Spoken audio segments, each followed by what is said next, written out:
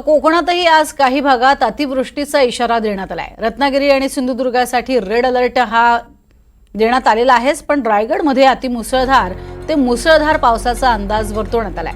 काही ठिकाणी 100 मिलीमीटरहून अधिक पावसाची शक्यताही वर्तवली आहे। ऑरेंज अलर्ट सुद्धा देण्यात आलेला आहे। तर मुंबईत आज जोरदार पावसाचा अंदाज वर्तवलाय। काही ठिकाणी अतिमुसळधार पावसाच्या सरींची शक्यता आहे। पुढील 48 तास मुंबईमध्ये चांगलाच पाऊस अपेक्षित आहे।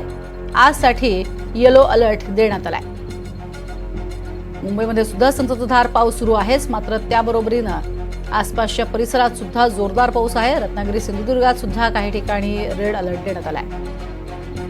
अधिक माहिती घेऊयात। अभिषेक मुठाळ आमचे प्रतिनिधी आपल्या सोबत आहेत।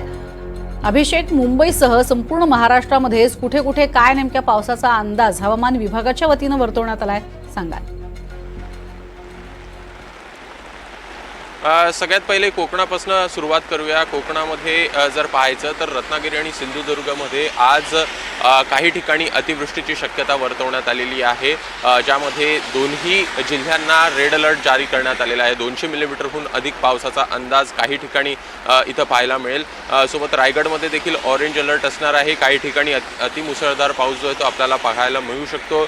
दरडी कोसळण्याची देखील शक्यता यामध्ये वर्तवण्यात आलेली आहे। सोबतच सखल भागामध्ये देखील पाणी जे आहे ते आपल्याला इथं साचताना पाहायला मिळू शकतं आणि फ्लॅश फ्लडची देखील शक्यता आहे। एकूणच डोंगराळ भागातनं मोठ्या प्रमाणात पाऊस जो आहे तो खाली येईल आणि त्यामुळेच कुठं जे पाणी आहे ते आपल्याला खाली येताना पाहायला मिळू शकेल।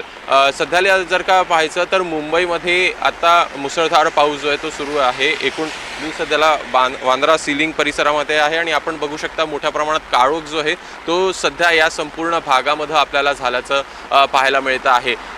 वांद्रे असेल, अंधेरी असेल, इकडे जो दक्षिण मुंबई मध्य मुंबईचा भाग म्हणायचा तर दादर असेल, या संपूर्ण भागामध्ये सध्याला जोरदार पाऊस जो आहे तो आपल्याला पाहायला मिळतो आहे। मुंबईसाठी आज येलो अलर्ट जरी देण्यात आला असला तरीही दुपारनंतर यामध्ये बदल अपेक्षित आहे, कारण आतापर्यंतच पाहायचं तर मागील 24 तासामध्ये जवळपास 150 मिलीमीटरहून अधिकचा पाऊस हा दहिसर असेल किंवा मग सांताक्रूजमध्ये 131 मिलीमीटर पावसाची आतापर्यंत नोंद झालेली आहे।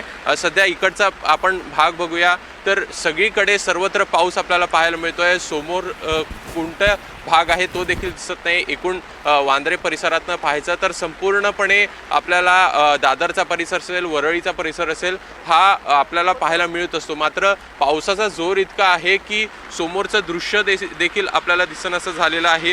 मोठ्या प्रमाणात काळवंडलं देखील दिसतं आहे। एकूण सध्याचा हा जोर जो आहे तो पुढील 3 ते 4 तास कायम राहील अशा प्रकारचा अंदाज आहे आणि आज जो येलो अलर्ट दिलेला आहे तो दुपारनंतर यामध्ये बदल देखील आपल्याला पाहायला मिळू शकेल। नक्कीच ढग दाटून आलेले आहेत आणि दृश्यमानता सुद्धा कमी झालेली पाहायला मिळते। तुर्तास धन्यवाद या संपूर्ण माहितीसाठी अभिषेक।